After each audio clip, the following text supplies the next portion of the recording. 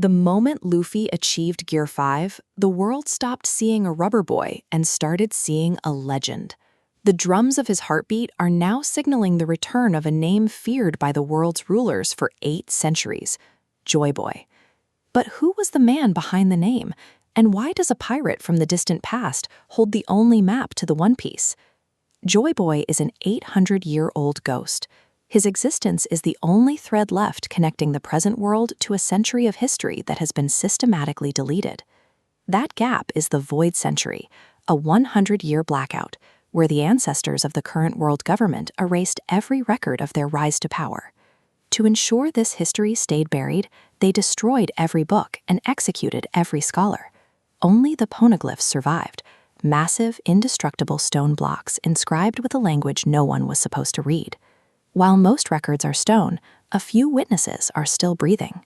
Zunesha, an elephant standing 35 kilometers tall, has wandered the seas since Joyboy's era, carrying the weight of a sin committed 800 years ago.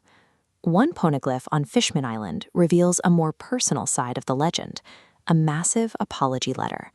In it, Joyboy begs a mermaid princess for forgiveness, unable to fulfill a promise that would have changed the fate of her people.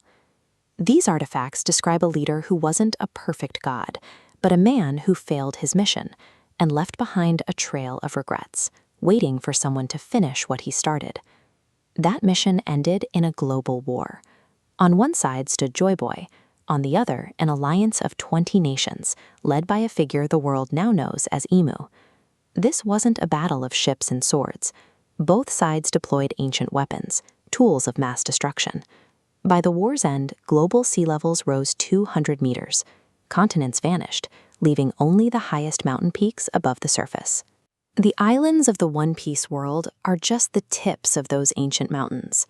The civilization Joyboy fought for is still down there, buried in a 200-meter-deep graveyard. Joyboy's primary weapon, the sun god Nika fruit, didn't sync with the world. It carries a will of its own, a consciousness that allows it to choose its own owner. For 8 centuries, the fruit slipped through the world government's fingers, essentially hiding in plain sight, until it found the right host in Luffy. Those who knew the secret were playing a long game. When the Pirate King, Goldie Roger, reached the final island, he found the truth of the Void Century, and he laughed. He realized he was exactly 20 years too early for Joyboy's scheduled return. This timeline explains why Kozuki Oden died trying to open Wano's borders, and why the villain Kaido turned that same country into a fortress. They both knew Wano was the designated stage for Joyboy's reappearance. Luffy's awakening isn't a random event. It is the final gear turning in a contingency plan set in motion 8 centuries ago. If we count the ancient figures still linked to that era, the time travelers, the giants, and the shadows in the Holy Land, a specific number emerges: 12. This matches the projected final size of Luffy's own inner circle. We can already identify pieces of Joyboy's original crew: the time-traveling Toki, the Iron Giant, the elephant Zunesha, and a survivor of the Lunarians. The most devastating theory suggests the other 6 members were Emu and the 5 elders who now rule the world. They didn't start as enemies. They were Joyboy's own nakama. If the rulers are his former crewmates, the Void Century wasn't won through superior force. It was won through an intimate, internal mutiny. Joyboy lost his world because he was backstabbed by Emu, the person who stood closest to him. In a world where history repeats itself, this creates a terrifying precedent for the Straw Hat crew.